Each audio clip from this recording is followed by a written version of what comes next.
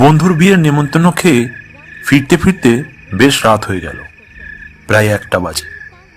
তার উপর শীতের রাত, হালকা কুয়াশা পড়েছে। বন্ধুর বাড়িটা মেন রাস্তা থেকে বেশ খানিকটা ভেতরে, প্রায় 15 মিনিট পায়ে হেঁটে যেতে হয়। তাই এই ফাঁকা রাস্তায় গাড়ি ঘোড়া তো দূরে থাক, কোনো জনমানুষও তেমন চলাফেরা করে না। আর এই ফাঁকা রাস্তায় শীতের হালকা হাওয়া খেতে খেতে হাঁটতে আমার বেশ ভালোই লাগছে। এখনো আমাকে মেন রাস্তা পৌঁছাতে 5 মিনিট সময় লাগবে। সৌম্যটা যদি আমার সাথে আসতো তাহলে এই ফাঁকা রাস্তায় আমাকে একা একা হাঁটতে হতো না।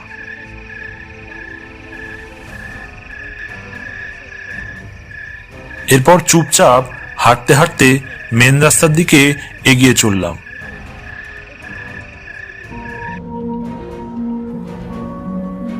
বেশ খানিকক্ষণ হাঁটার পর আমি মেন রাস্তার দিকে পৌঁছালাম এবং ওখানে পৌঁছে কোনো ভ্যান বা রিক্সা পাওয়া যায় কিনা তার জন্য ওখানে অপেক্ষা করতে লাগলাম। কিন্তু রাস্তার কোথাও ভ্যান বা রিক্সা দেখতে পেলাম না।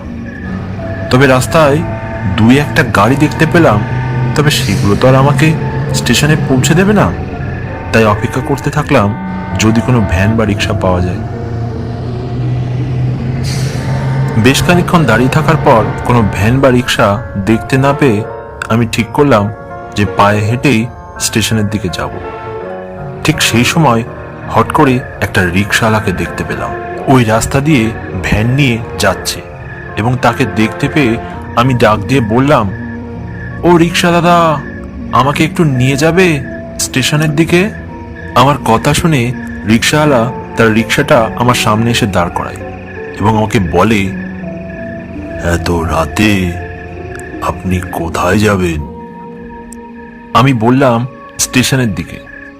আসলে অনেক রাত হয়েছে তো কোনো গাড়ি বা রিক্সা পেলাম না, তাই আপনি যদি একটু আমাকে স্টেশনের দিকে পৌঁছে দেন তাহলে খুব উপকার হয়। ঠিক আছে, উঠে আসুন, আমি আপনাকে পৌঁছে দিচ্ছি।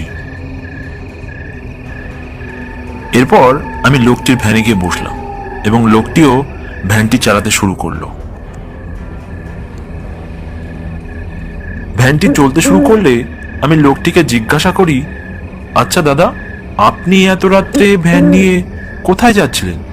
এত রাতে তো সচরাচর কোনো ভ্যান বা রিক্সা চলাফেরা করে না। দেখলাম আমার কথার কোনো উত্তর না দিয়ে ভ্যানওয়ালা আপন মনে ভ্যানটি চালাতে লাগলো। এদিকে রাতও অনেক হয়েছে, হালকা কুয়াশা পড়েছে, তাই আর কথা না বাড়িয়ে চুপচাপ স্টেশনের দিকে এগোতে থাকলাম। ঘড়িতে তাকিয়ে দেখলাম প্রায় 2টো বাজতে গেছে। তাই আবার ভ্যানওয়ালাকে জিজ্ঞাসা করলাম, আচ্ছা দাদা, আর কতক্ষণ লাগবে স্টেশনে পৌঁছাতে?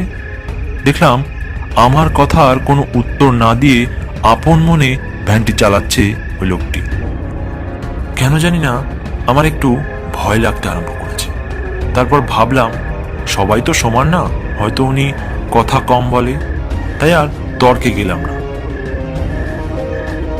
এরপর আমি দেখলাম লোকটি স্টেশন থেকে বেশ খানিকটা আগে এসে ভ্যানটা থামিয়ে দেয় এবং আমাকে বলে, বাবু, এখানে নেমে যান, এরপরে আমি আর যেতে পারবো না।